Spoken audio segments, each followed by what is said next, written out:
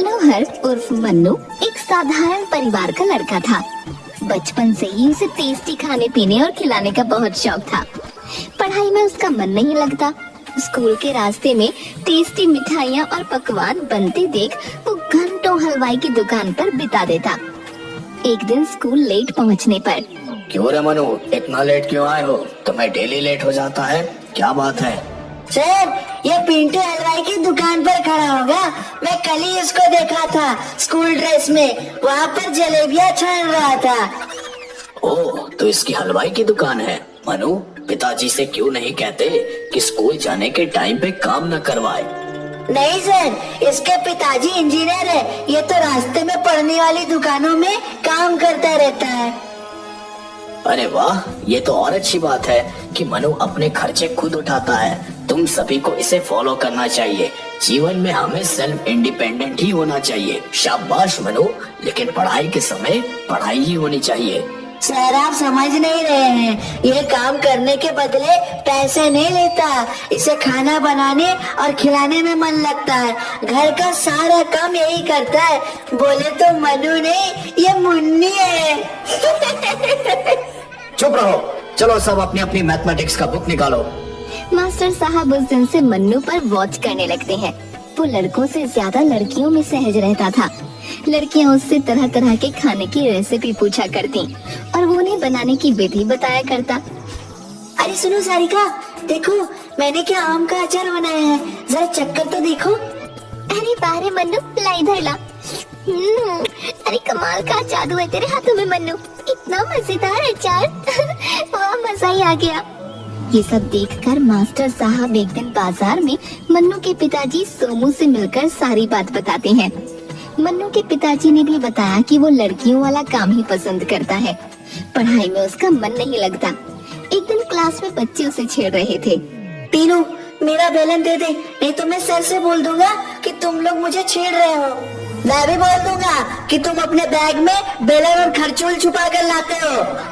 क्या हो रहा है? क्यों इतना शोर कर रहे हो तुम लोग? तुम लोगों ने पूरी क्लास को मछली बाजार बना के रख दिया है।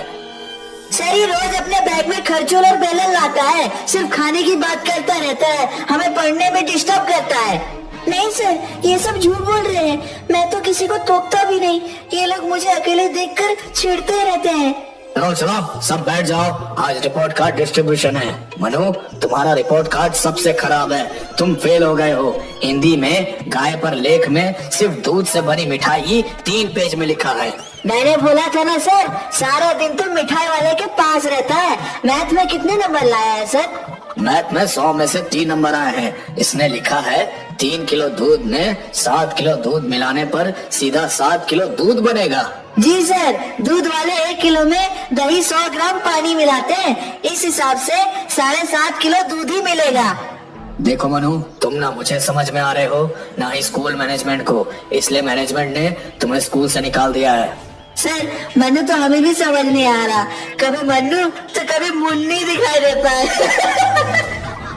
पूरी क्लास में सब जोर जोर से ठहाका मारकर हंसने लगते हैं। मन्नू घर पर जाकर बताता है तो उसके पिताजी और परिवार वाले बहुत नाराज होते हैं। मन्नू को कई साइकोलॉजिस्ट से भी दिखाया जाता है, लेकिन उसकी रुचि तो तरह तरह के खाने बनाने में थी। एक दिन बहुत बड़े संत आए हुए थे। गुरुदेव, यही है मेरा बेटा मनु। इसे सिर्फ किचन में ही अच्छा लगता है। खाना बनाना और लोगों को टेस्टी खाना खिलाना इसे पसंद है। वाह, ये तो बहुत ही अच्छे गुण है। यही गुण तो इसे विशेष बनाते हैं। इसमें घबराने वाली क्या बात है? गुरुदेव, इसकी अभी पढ़ने की उम्र है। पढ़ाई में मन ही नहीं लगता, सिर्फ खाना बनाने में लगा रहता है। कुछ कीजिए महाराज, इसे स्कूल से भी निकाल दिया गया है। गांव के लोग इसे ट्रांसजेंडर, मुन्नी, छक्का, न जाने क्या क्या कहकर बुलाते रहते हैं। हमारी प्रतिष्ठा को इस कारण ठेस पहुंचता है। देखिए, प्रत्येक व्यक्ति में कुछ न कुछ गुण होते हैं। इस बालक की रुचि टेस्टी खाना बनाने और खिलाने में है। इसे मेरे साथ भेज दो। संतों के साथ रहेगा तो कुछ दिनों में अच्छा हो जाएगा। मन्नू को संत के साथ भेज दिया गया। जल्द ही मन्नू मठ के सारे संतों का चहेता बन गया। वो अच्छे अच्छे पकवान बनाकर संतों को खिलाता। एक दिन, देखो मनु, मैं तुम्हें अपने साथ लाया था कि तुम एक अच्छे नागरिक बनो, लेकिन तुम तो पहले से ही बहुत अच्छे हो। बस तुम्हारी रुचि खाना बनाने और खिलाने में है। अब तुमको यहाँ से जाना होगा। क्यों गुरुदेव, मुझसे कुछ गलती हो गई है क्या? तुम्हारी गलती नहीं है बेटा। मठ के सारे संत तुम्हारे द्वारा पकाए गए स्वादिष्ट भोजन के आदी हो गए हैं। संतों के जीवन में सादगी होनी चाहिए, ना कि स्वादिष्ट भोजन। स्वादिष्ट भोजन खाकर ये सुबह 4 बजे नहीं उठ पाते और भी दिनचर्या का काम इनसे नहीं हो पाता। इसलिए तुम अपने घर वापस लौट जाओ। ठीक है गुरुदेव, जैसी आपकी आज्ञा, लेकिन मुझे उस समाज में मन नहीं लगता। मैं क्या करूं? पिताजी कहते हैं कि पढ़ेगा लिखेगा नहीं तो क्या करेगा जीवन में। बेटा, तुम्हारा खाना बनाने और खिलाने का हुनर देख मुझे लगता है कि तुम्हें लोगों को खिलाने वाला काम करना चाहिए। मन्नू वापस अपने घर आ जाता है। गांव वाले फिर से उसे मुन्नी मुन्नी कहकर चिढ़ाने लगते हैं। एक बार गांव के सरपंच हुकुमचंद की बेटी की शादी होती है। एक से एक पकवान बन रहे होते हैं। सरपंच के कहने पर मन्नू सारे पकवानों की देखरेख कर रहा था, लेकिन उसी वक्त एक हलवाई को हार्ट अटैक आ गया और एक मेन हलवाई लच्छू हलवाई को छोड़कर सभी कारीगर चले गए। उस समय मन्नू मोर्चे को संभालता है। बेटा मनु, मेरी इज्जत अब तेरे हाथ है। अगर मेहमान बिना खाए यहाँ से चले गए तो मेरी नाक कट जाएगी। अरे चाचा, आपकी बेटी मेरी बहन है, आप फिक्र ना करो, दूसरे काम को देखो। मुझे सिर्फ 4-5 काम करने वाले लड़के उपलब्ध करवा दीजिए। नहीं मालिक, आप नहीं समझ रहे। 12,000 आदमियों का खाना, वो भी 20 वैरायटी में 4-5 लड़कों में कैसे बनेगा? ओ, अब मैं क्या करूं? कहाँ जाऊं? आज इतना जबरदस्त लगान है कि आसपास के गांव में कोई भी हलवाई खाली नहीं है। अब मेरी पकड़ी उछलना तय है। सब हो जाएगा लच्छू चाचा, बस आप सब्र रखो और जैसा मैं कहता हूँ वैसा करो। सरपंच चाचा, आप जितनी जल्दी हो सके 4-5 लड़कों को भेजो। मन्नू लच्छू हलवाई और 5 लड़कों को लेकर अपने काम में लग जाता है। सिर्फ 10 मिनट में 5 लड़कों को काम समझाने के बाद सभी को अपने अपने काम पर मन्नू भेज देता है। रात करीब 8 बजे बारात हुकुमचंद के दरवाजे पर आ जाती है। पता चलता है कि बारात में 200 आदमियों की जगह 300 लोग आ गए। हुकुमचंद दौड़कर मन्नू के पास आता है। मनु, बारात में 100 आदमी ज्यादा आए हैं। पहले बारातियों को खाना खिलाओ, गांव के लोगों को बाद में देखेंगे। इज्जत तो चला ही गया। चाचा कुछ नहीं होगा, आप बस देखते जाइए। पहले बारातियों को खाना देते हैं, उनके खाते खाते गांव वालों का भी खाना बन जाएगा। पता नहीं बेटा क्या होगा, लेकिन तुमसे बात करके हिम्मत आ जाती है। चाचा, सारा खाना रेडी है, आप बस बारातियों को खाना खिलाइए। खाना बहुत स्वादिष्ट बना था। सारे बारातियों को खाना खिलाने के बाद गांव के लोगों को भी खाना खिला दिया जाता है। हुकुमचंद ये देखकर काफी खुश हो जाता है। वो मन्नू की प्रशंसा पूरे गांव से कर रहा था।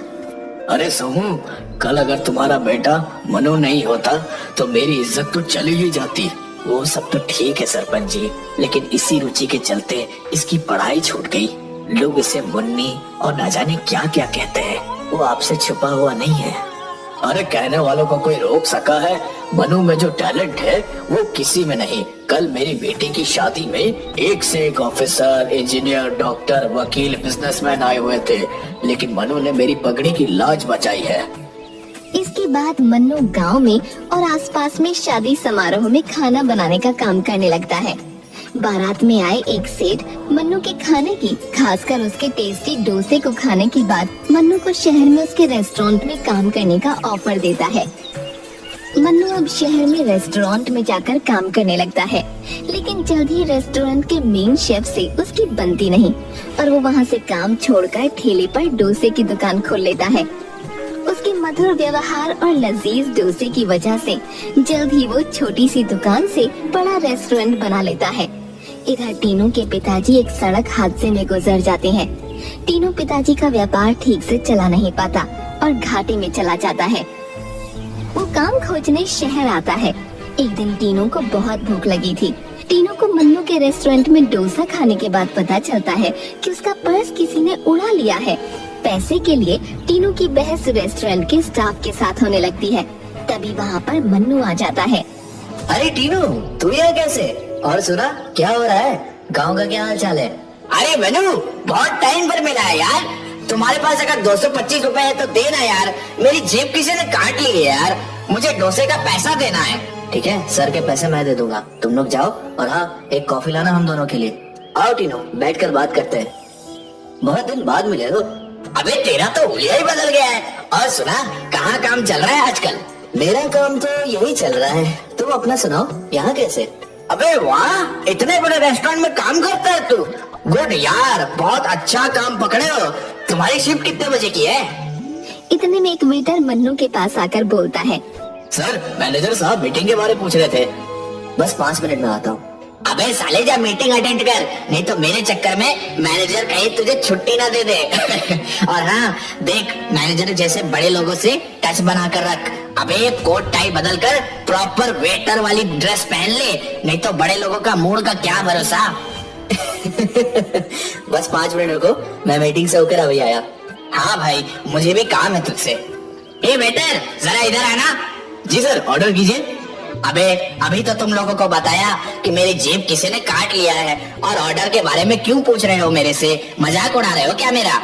सर, आप मन्नू सर के दोस्त हैं, आपको पैसे की क्या चिंता, आप बस ऑर्डर कीजिए ना। अबे मन्नू को सर सर कह के इतना मत चढ़ा दो कि खातिरदारी में उसकी सैलरी ही काट ली जाए। क्या सर, आप भी मजाक करते हैं? वो तो सैलरी हम सबको देते हैं, वो इस रेस्टोरेंट के मालिक है। क्या? इतना बड़ा रेस्टोरेंट मन्नू का है? अरे उनके तो ऐसे 3-3 रेस्टोरेंट है शहर में। तभी वहाँ पर मन्नू आ जाता है। सॉरी टीनू, मुझे देर हो गई आने में। वो मैनेजर हिसाब किताब में कुछ घोटाला कर रहा था यार, हटा दिया उसे। दोस्त, तू मैनेजर बनेगा? तुम्हारी मैथ्स तो बहुत अच्छी है। 50,000 रुपए सैलरी, गाड़ी और रहने खाने का क्वार्टर मिलेगा। मुझे माफ कर दे दोस्त, मैंने हमेशा तेरा मजाक उड़ाया, और तुम मुझे इस वक्त मदद कर रहे हो जब मुझे पैसे की सख्त जरूरत है। मैं दाने दाने का मोहताज हूँ। सचमुच तुम देवता हो यार। अरे बस कर पगले, अब रुलाएगा क्या? हमें किसी भी व्यक्ति की पहचान उसके रंग रूप या लिंग भेद से न करके उसके व्यवहार और अच्छे आचरण से करनी चाहिए, क्योंकि ईश्वर की बनाई गई हर एक वस्तु और प्राणी अपने आप में अनमोल है।